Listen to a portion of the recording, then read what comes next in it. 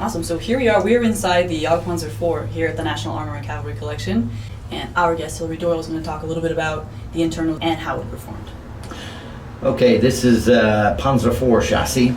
And the Germans had a big industrial capacity to produce these vehicles.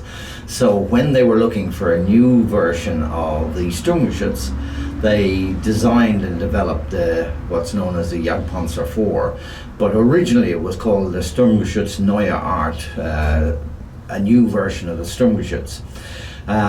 But they kept the production of the Sturmgeschütz going, and they introduced the production of these Jagdpanzer IVs into a factory which had formerly produced Panzer IVs. That was the Womag plant in Plauen. They were responsible for roughly 1/3 of the later versions of the Panzer IV. As you can see, it's fantastically spacious by comparison to the inside of a Sturmgeschütz or to many other things. And originally, the gun that was designed for the new version of the Sturmgeschütz was Pak 39, L48. But obviously, as the Soviet armor became larger and more protected, they were looking to install the Pak based on the L70, that's the Panther gun. So what happened was that the production of the Pak 39s with the L48 gun was delivered to the Czechs in Prague and in Pilsen at Skoda to make the Jagdpanzer 38. And this new gun was designed, which is the L70. And this vehicle then became known as the Panzer IV 70.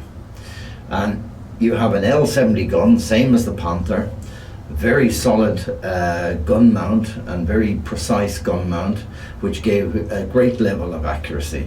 So if we then look around the vehicle itself, where Sophie is sitting is in the commander's position.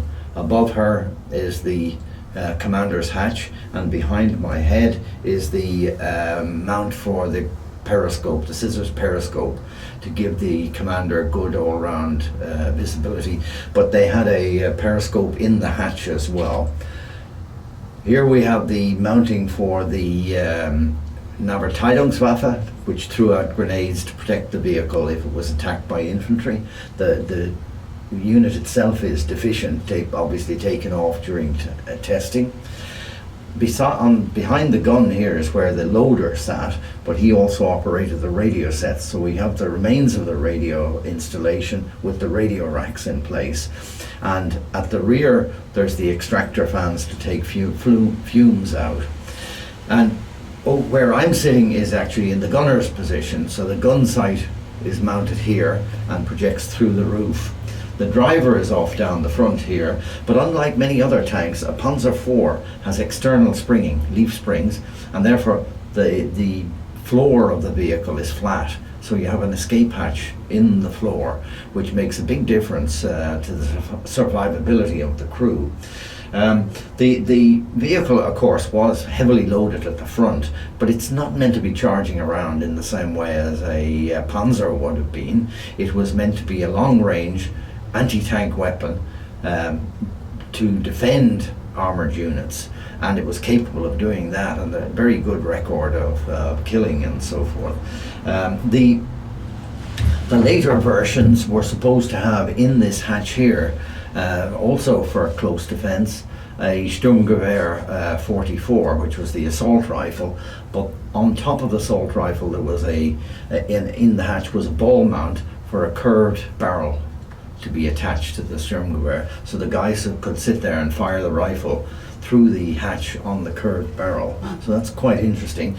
Over on that side and here are the ammunition racks, so you get seven rounds, 7 rounds, 7 rounds, 7 rounds, and then there's vertical bins over here beside me as well. So it's quite well equipped with ammunition for a vehicle of its time.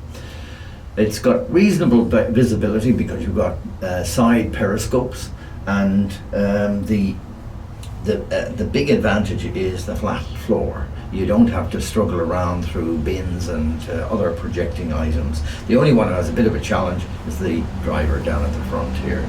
He has to be able to clamber in and out over the frame that mounts the gun. Okay.